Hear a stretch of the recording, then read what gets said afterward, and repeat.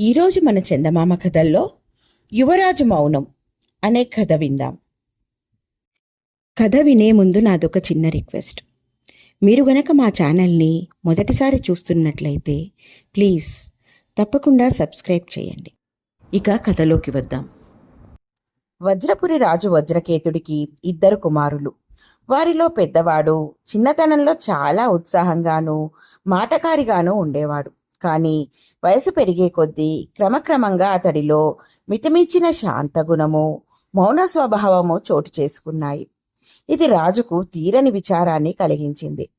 ఒకరోజు ఆయన మంత్రి రాజగురువులతో తన పెద్ద కుమారుడి మౌన స్వభావాన్ని మార్చడానికి ఆలోచన జరిపాడు. రాకుమారుణ్ణి బాగా మాట్లాడించిన వారికి బహుమతులు ప్రకటించే విషయమై గురువుగారి సలహా అడిగాడు. రాజు మాటలు శాంతం విన్న గురువు, రాజా, యువరాజు మామూలు విషయాల పట్ల ముభావంగా ఉండడం గురించి మీరు ఇంతగా విచారించిన అవసరం లేదు. ఎందుకంటే అతడు మూగ కాదు, మౌని అంతకన్నా కాదు. కాకుంటే కొందరిలో అరుదుగా వయసుకు మించిన ఆలోచనలు ఉండడం వల్ల ఇలాంటి స్వభావం ఏర్పడుతుంది. పైగా ఇటువంటి మితభాషలు కొందరు కారణ జన్ములుగానూ ఉంటారు. లోగడ మన పొరుగు రాజ్యమైన నీలాపురి యువరాజు రవిచంద్రుణ్ణి మాట్లాడించడానికి మీలాగే అతడి తండ్రి చేసిన ప్రయత్నాలు మీకు తెలియదనుకుంటాను అంటూ ఇలా చెప్పసాగాడు. నీలాపురి రాజదంపతులకు లేక చాలా కాలానికి ఒక కొడుకు పుట్టాడు. వారు ఆ బిడ్డకు రవిచంద్రుడని పేరు పెట్టి అల్లారు ముద్దుగా పెంచసాగారు. పెరిగే కొద్దీ రవిచంద్రుడిలో అందచందాలతో పాటు తెలివితేటలు దినదినాభివృద్ధి చెందసాగాయి. అతని అలవాట్లు, ప్రవర్తన 10 మంది మెచ్చుకునే విధంగా ఉండేవి. కానీ 12 ఏళ్లు నిండినా అతని నోటి నుండి ఒక్క మాట కూడా రాలేదు. ఎప్పుడు చూసినా ఏదో తీవ్రంగా ఆలోచిస్తున్నట్లు కనిపించేవాడు. అప్పుడప్పుడు చిన్నగా నవ్వేవాడు. ఇంతకు రవిచంద్రుడు మూగవాడా అంటే అదీ కాదు. ఎందుకంటే 1-2 సార్లు ఏకాంతంగా ఉన్నప్పుడు అతడికి మాత్రం వినిపించేటట్లు ఏవో పాటలు పాడుకోవడం గమనించిన కొందరు సేవకులు ఆ విషయం రాజుగారికి తెలియజేశారు. రవిచంద్రుడి మౌన ప్రవర్తన రాజుకు చాలా విచారం కలిగించింది.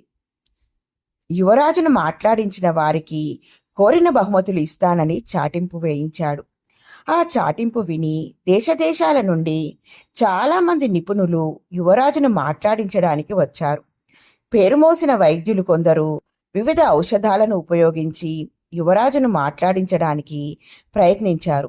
మరికొందరు సుప్రసిద్ధ పండితులు వాదోపవాదాలు వినిపించి యువరాజు నోటి నుండి మంచి మాట రాబట్టడానికి ప్రయాసపడ్డారు. ఇంకా కొందరు మంత్రతంత్రాలతో రవిచంద్రుణ్ణి మాట్లాడించడానికి పూనుకున్నారు. కానీ వారి ప్రయత్నాలేవీ ఫలించలేదు.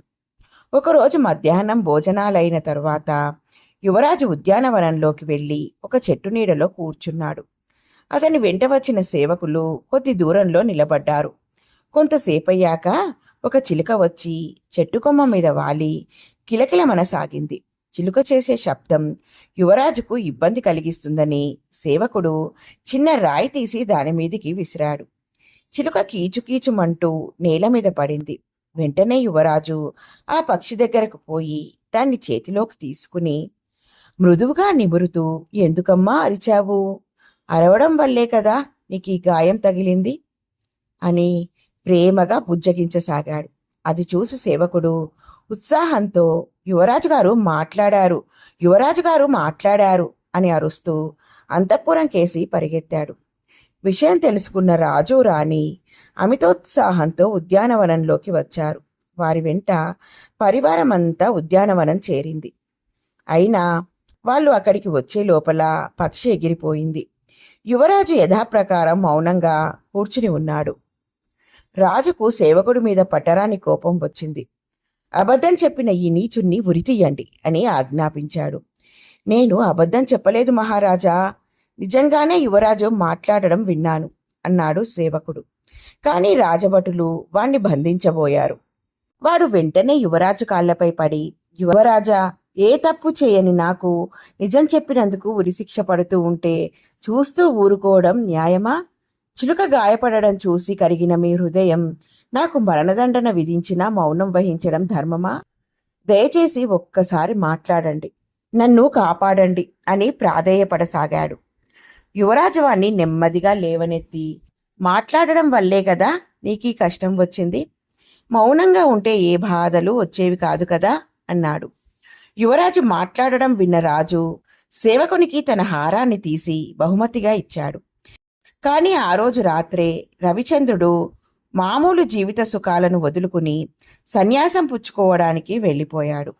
గురువు ద్వారా రవిచంద్రుని గురించి విన్న రాజు వజ్రకేతుడు తన కుమారుణ్ణి సరియైన మార్గంలో పెట్టే బాధ్యత అతడికి అప్పగించాడు. రాజగురువు యువరాజును తన వెంటబెట్టుకుపోయి వారం రోజుల తర్వాత తిరిగి రాజదర్శనానికి వచ్చాడు. యువరాజు తండ్రిని చూస్తూనే నమస్కరించి, నాన్నగారు, మా గురుకులాన్ని ఎప్పుడైనా చూశారా?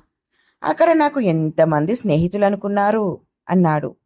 కొడుకు ఇలా మాట్లాడడం విన్న రాజు సంతోషంతో గురువును వారం రోజులు తిరగకుండానే యువరాజు ప్రవర్తనలో ఇంత గొప్ప మార్పు ఎలా తీసుకురాగలిగారు అని అడిగాడు.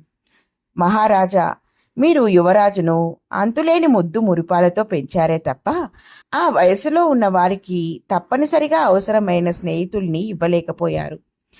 తల్లిదండ్రులు, వయసులో పెద్దవాళ్ళు అయిన సేవకులతో యువరాజు తనకిష్టమైన దేని గురించి మాత్రం మాట్లాడగలడు. కానీ గురుకులంలో చేరి తన వయస్సు వాళ్ళే అయిన ఇతర రాజోద్యోగుల పిల్లలు సహాధ్యాయులుగా లభించేసరికి తాను ఒంటరిగాడినన్న భావం పోయింది. దానితో పాటు మౌనంగా ఉండే లక్షణం కూడా మాయమైంది అన్నాడు రాజగురు. ఇలా ఉంది ఫ్రెండ్స్ ఈ కథ. బాగుంది కదూ? నచ్చిందా? అయితే లైక్ చేయండి. మీ బంధువులకు, స్నేహితులకు ఈ కథలను షేర్ చేయండి. మరిన్ని మంచి మంచి కథల కోసం మా ఛానల్ను తప్పకుండా సబ్స్క్రైబ్ చేయండి. మరొక మంచి కథతో మళ్ళీ కలుద్దాం. ఉంటాను మరి.